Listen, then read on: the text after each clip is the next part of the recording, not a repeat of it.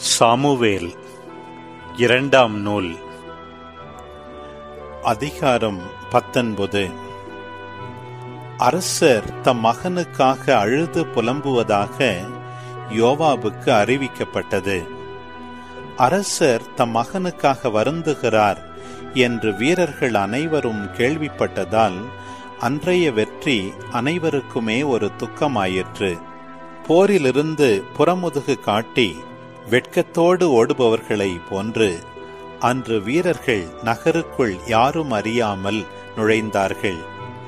அரசர் தம் முகத்தை மூடிக்கொண்டு, என் மகன் அப்சலோமே, அப்சலோமே, என் மகனே, என் மகனே என்று குரல் எழுப்பி அழுது கொண்டிருந்தார். அப்போது யோவாபு அரசர் இருந்த வீட்டிற்குள் வந்து அவரை நோக்கி, உம் உயிரையும் உம் புதல்வர் புதல்வியின் உயிரையும் உம் மனைவியர் வைப்பாட்டியரின் உயிரையும் காத்த உம் பணியாளர் அனைவரையும் இன்று தாழ்வடையச் செய்துவிட்டீர். உம்மை வெறுப்பவருக்கு அன்பு செலுத்தி உமக்கு அன்பு செலுத்துபவர்களை நீர் வெறுப்பதால் படைத்தலைவர்களோ பணியாளர்களோ உமக்கு ஒரு பொருட்டில்லை என்பதை இன்று எடுத்து காட்டிவிட்டீர். இன்று அப்சலோம் உயிரோடு இருந்து நாங்கள் அனைவருமே மடிந்திருந்தால் உமக்கு அது பிடித்திருக்கும் என்பதையும் நான் இன்று புரிந்து கொண்டேன். இப்போது எழுந்திரும், வெளியே சென்று உம் பணியாளர் மகிழ்ச்சியோருமாறு பேசும். ஏனெனில் ஆண்டவர் மேல் ஆணை, நீர் வெளியே வராவிட்டால் ஒரு மனிதனும் இன்றிரவு உம்மோடு தங்கமாட்டான். உம் இளமை முதல் இன்று வரை உமக்கு ஏற்பட்ட அனைத்து தீமைகளை விடவும் இந்த தீமை கடுமையாக இருக்கும் என்று கூறினார். அரசர் எழுந்து வாயிலில் அமர, இதோ அரசர் வாயிலில் அமர்ந்துள்ளார் என்று அனைவருக்கும் சொல்லப்பட்டது. வீரர்கள் அனைவரும் அவர் முன் வந்தனர். இதற்கிடையில் இஸ்ரவேலர் தம் வீடுகளுக்கு தப்பி ஓடினர். அப்போது இஸ்ரவேலின் குலங்களின் மக்கள் அனைவரிடையே இவ்வாறு வாக்குவாதம் ஏற்பட்டது. நம் எதிரிகளின் கையினின்று அரசர் நம்மை விடுவித்தார். பெலிஸ்தியரின் கையினின்று நம்மை விடுவித்தவரும் அவரே. அப்சலோமின் பொருட்டு அவர் இப்போது நாட்டினின்று வெளியேறியுள்ளார். நம்மை ஆளுமாறு நாம் திருப்பொழிவு செய்த அப்சலோமோ போரில் இறந்துவிட்டான். இனி நீங்கள் அரசரை திருப்பி அழைத்து வராமல் வாளாயிருப்பதேன்? அரசர் தாவீது குரு சாதோக்குக்கும் அபியத்தாருக்கும் ஆள் அனுப்பி கூறியது, யூதாவின் பெரியோர்களிடம் இவ்வாறு கேளுங்கள். அரசரை தம் அரண்மனைக்கு திருப்பி அழைப்பதில் நீங்கள் ஏன் பின்வாங்க வேண்டும்? ஏனெனில் இஸ்ரவேலர் அனைவரின் பேச்சும் அரசரின் வீட்டை எட்டிவிட்டது. நீங்கள் என் சகோதரர்கள், நீங்கள் என் எலும்பும் சதையுமானவர்கள். அரசரை திருப்பி அழைப்பதில் நீங்கள் ஏன் பின்தங்க வேண்டும்? அமாசாவிடம் இவ்வாறு கூறுங்கள், நீ என் எலும்பும் சதையும் அல்லவா? யோவாபுக்கு பதிலாக என் முன்பாக எந்நாளும் படைத்தலைவனாய் இராவிட்டால் கடவுள் என்னை தக்கவாறும் அதற்கு மேலும் தண்டிக்கட்டும். யூதா வீரர்கள் அனைவரின் உள்ளங்களையும் அவன் இவ்வாறு இணங்கச் செய்து அவர்களை ஒருமனப்படுத்தினான். அவர்கள் அரசரிடம் ஆள் அனுப்பி, நீரும் உம் பணியாளர் அனைவரும் திரும்பி வாருங்கள் என்று கூறினர். அரசர் திரும்பி யோர்தான் வரை வந்தார். யூதாவினர் கில்கால் வரை சென்று அரசரை சந்தித்து அவர் யோர்தானை கடக்கச் செய்தனர். பகோரிமை சார்ந்த பென்யமீனியனான கேராவின் மகன் சிமையி யூதாவினரோடு அரசர் தாவீதை சந்திக்க விரைந்தான். அவனோடு பென்யமீனியர் 1000 பேர் இருந்தனர். சவுல் வீட்டு பணியாள் சீபா தன் 15 புதல்வரோடும் 20 பணியாளரோடும் அங்கே இருந்தான். அவர்கள் அரசர் வரும் முன் யோர்தானுக்கு விரைந்தனர். அரச குடும்பத்தினரை கொண்டு வரவும் அரசரின் ஏவல்களை செய்யவும் அவர்கள் துறை வழி ஆற்றை கடந்தனர். அரசர் யோர்தானை கடக்கவிருக்கையில் கேராவின் மகன் சிமையி அவர் முன் விழுந்தான். தலைவரே, என் குற்றத்தை பொருட்படுத்தாதீர். என் தலைவராம் அரசர் எருசலேமை விட்டு சென்றபோது உம் பணியாளன் செய்த தீமையை நினைவு கூறாதேயும். அரசர் அதை மனத்தில் கொள்ளாமல் இருப்பாராக. நான் பாவம் செய்துள்ளதை தங்கள் பணியாளன் அறிவான். இதோ இன்று யோசேப்பின் வீட்டார் அனைவரிலும் முதல் ஆளாக என் தலைவராம் அரசரை சந்திக்க நான் வந்திருக்கிறேன் என்று அவன் அரசரிடம் கூறினான். அப்போது செருயாவின் மகன் அபிசாய், ஆண்டவரால் திருப்பொழிவு செய்யப்பட்டவரை பழித்ததற்காக சிமையி கொல்லப்பட வேண்டாமா என்று கேட்டான். அதற்கு தாவீது, செருயாவின் புதல்வர்களே, இது பற்றி உங்களுக்கு என்ன? இன்று நீங்கள் எனக்கு எதிரிகள் போல நடந்து கொள்வதேன்? இன்று இஸ்ரவேலில் யாராவது கொல்லப்பட வேண்டுமா? இன்று நான் இஸ்ரவேலின் அரசர் என்பது எனக்கு தெரியாதா என்று கூறினார். பிறகு அரசர் சிமையை நோக்கி, நீ சாக மாட்டாய் என்று அவனுக்கு ஆணையிட்டு சொன்னார். சவுலின் பேரன் மெபிபோசேத்து அரசரை சந்திக்க சென்றான். அரசர் புறப்பட்டு சென்ற நாளிலிருந்து அவர் நலத்துடன் திரும்பிய நாள் வரை அவன் தன் பாதங்களை கழுவவில்லை, தாடியை திருத்தவில்லை, தன் ஆடைகளையும் வெளுக்கவும் இல்லை. அவன் எருசலேமில் அரசரை சந்திக்க வந்தபோது அரசர் அவனை நோக்கி, மெபிபோசேத்து, என்னோடு நீ ஏன் வரவில்லை என்று வினவினார். அதற்கு அவன், என் தலைவராம் அரசரே, என் பணியாளன் என்னை ஏமாற்றிவிட்டான். உம் அடியான் கால் ஊனமுற்றிருப்பதால் நானே என் கழுதைக்கு சேணமிட்டு அதன் மீது சவாரி செய்து அரசரோடு செல்வேன் என்று உம் அடியானாகிய நான் கூறினேன். அவனோ உம் அடியானை பற்றி என் தலைவராம் அரசரிடம் அவதூறு பேசினான். ஆனால் என் தலைவராம் அரசர் கடவுளின் தூதரை போன்றவர், உமக்கு சரியெனப்படுவதையே செய்யும். என் தலைவராம் அரசரின் பார்வையில் என் தந்தையின் குடும்பத்தார் அனைவரும் சாவை தவிர வேறு எதற்கும் உரியவர் அல்லர். இருப்பினும் உம் அடியானை உம்மோடு உணவருந்துபவர்களில் ஒருவனாக ஏற்றுக்கொண்டீர். இனி அரசரிடம் மன்றாட எனக்கு என்ன உரிமை இருக்கிறது என்று சொன்னான். அதற்கு அரசர், உன்னை பற்றி இன்னும் பேசுவானேன்? நீயும் சீபாவும் நிலத்தை பகிர்ந்து கொள்ளுமாறு நான் சொல்லிவிட்டேனே என்று அவனிடம் சொன்னார். மெபிபோசேத்து மறுமொழியாக, இல்லை, அவனே அனைத்தையும் எடுத்துக்கொள்ளட்டும். என் தலைவராம் அரசர் நலமே தம் வீடு திரும்பியதே எனக்கு போதும் என்று அரசரிடம் கூறினான். கிளையாதை சார்ந்த பர்சில்லாய் அவரை அங்கிருந்து வழி அனுப்புவதற்காக ரோகலிமிலிருந்து அரசரோடு யோர்தானை கடந்து வந்தார். பர்சில்லாய் வயது முதிர்ந்தவர், 80 வயதினர், பெரும் பணக்காரர். அரசர் மகனையிமேல் தங்கியிருந்த போது அவரின் தேவைகளை கவனித்துக் கொண்டவர். அரசர் பர்சில்லாயிடம், இப்பொழுது ஆற்றை கடந்து என்னோடு எருசலேமுக்கு வந்து தங்கியிரும், நான் உம் தேவைகளை கவனித்துக் கொள்வேன் என்றார். அப்பொழுது பர்சில்லாய் மறுமொழியாக கூறியது, அரசரோடு வந்திருப்பதற்கேற்றவாறு நான் இன்னும் எத்தனை நாள் உயிரோடு இருக்கப் போகிறேன்?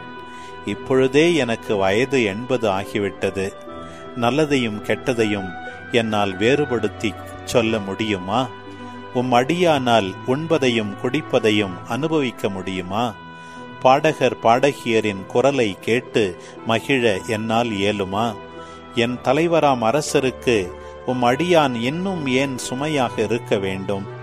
உம் பணியாளன் அரசரோடு சற்று தொலைவே யோர்தான் மீது கடந்து வருவேன். அதற்காக அரசர் எனக்கு இத்தகைய கைமாறு செய்வானேன்? உம் பணியாளனை போகவிடும். நான் என் நகரில் என் தாய் தந்தையரின் கல்லறைக்கு அருகே இறப்பேன். இதோ உம் பணியாளன் கெம்காம் என் தலைவராம் அரசரோடு அவன் செல்லட்டும், உம் விருப்பம் போல் அவனுக்கு செய்யும். அப்பொழுது அரசர், கெம்காம் என்னோடு நடந்து வரட்டும், உம் விருப்பம் போல் நான் அவனுக்கு செய்வேன்.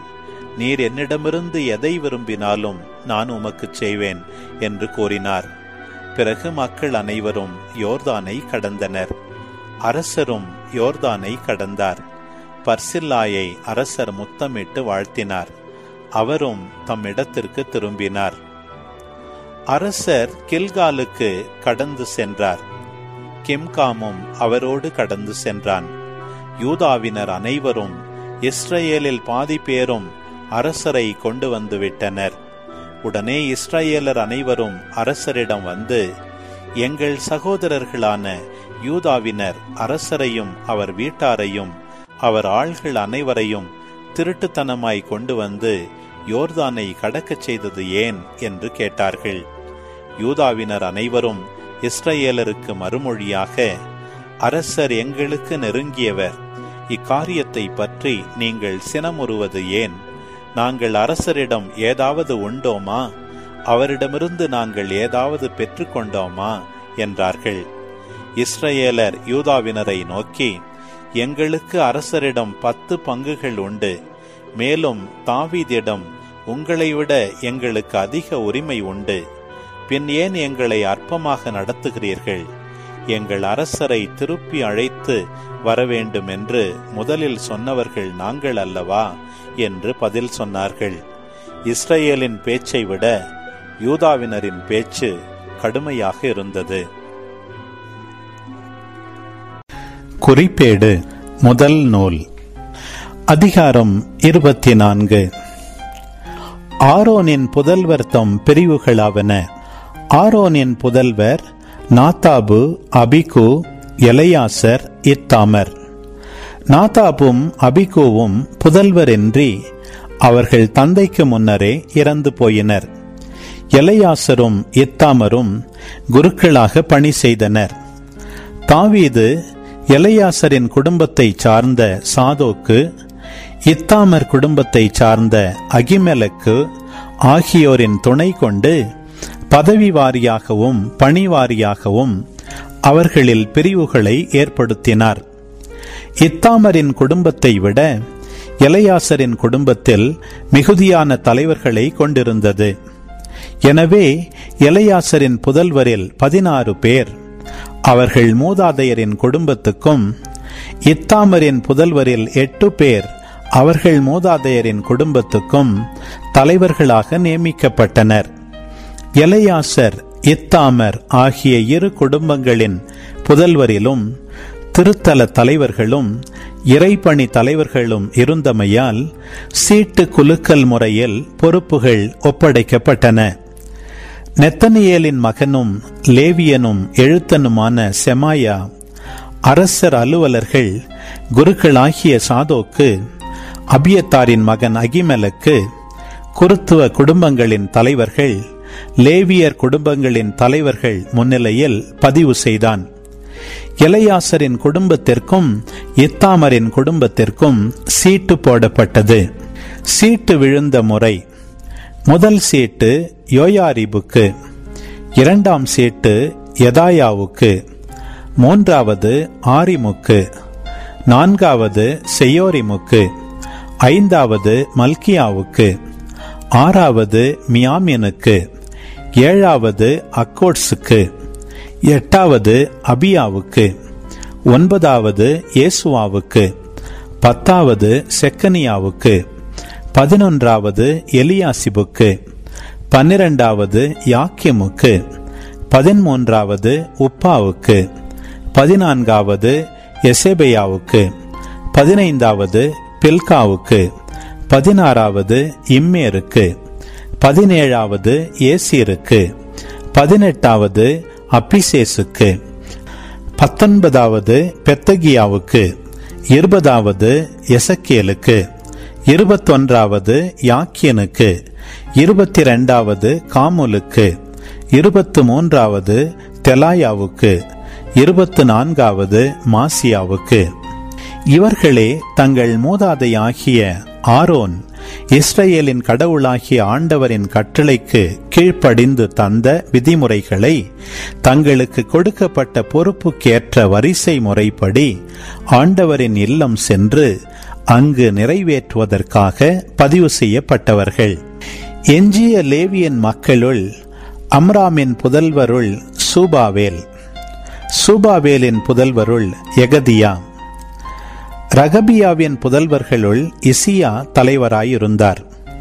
இசுராகியரில் செலமோத்தும், செலமோத்தின் புதல்வருள் யாகாத்தும்.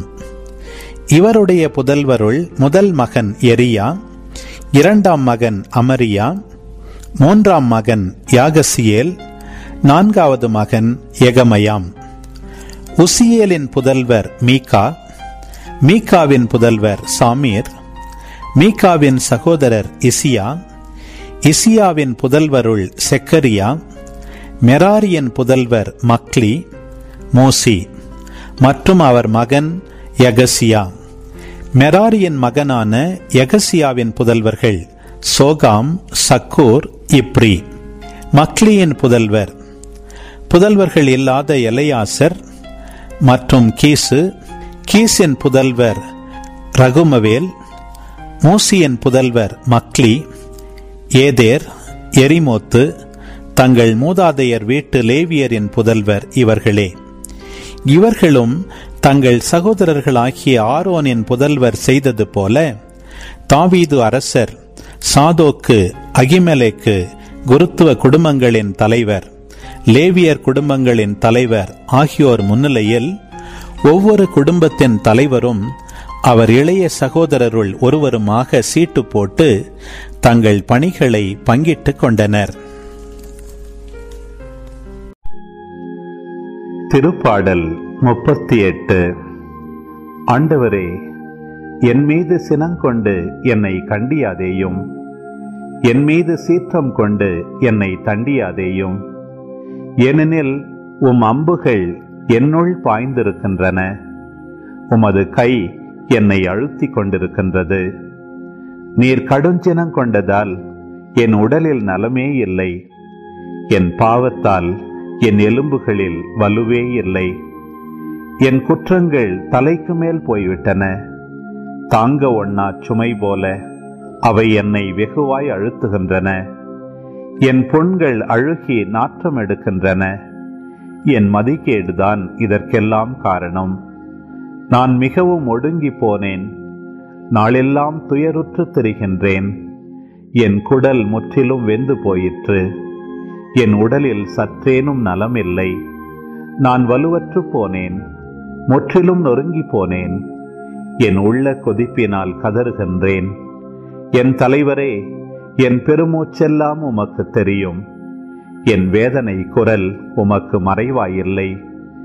என் உள்ளம் வேதனையால் துடிக்கின்றது, என் வலிமை என்னை விட்டு அகன்றது.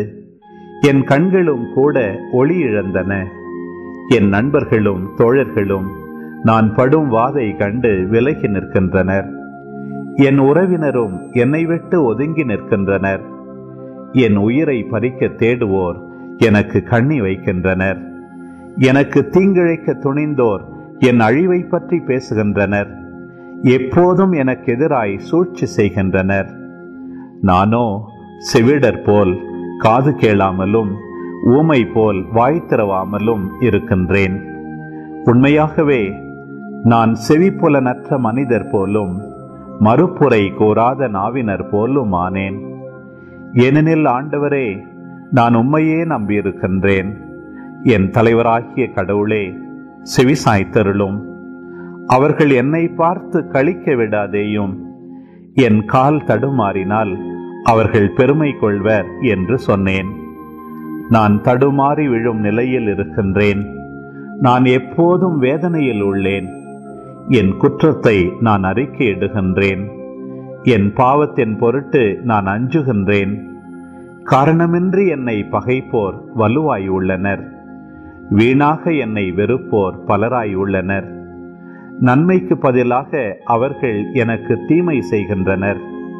நன்மையே நாடும் என்னை பகைக்கின்றனர். ஆண்டவரே, என்னை கைவிடாதேயும். என் கடவுளே, என்னை விட்டு அகன்று விடாதேயும். என் தலைவரே, மீட்பரே, எனக்கு துணை செய்ய விரைந்து வாரும்.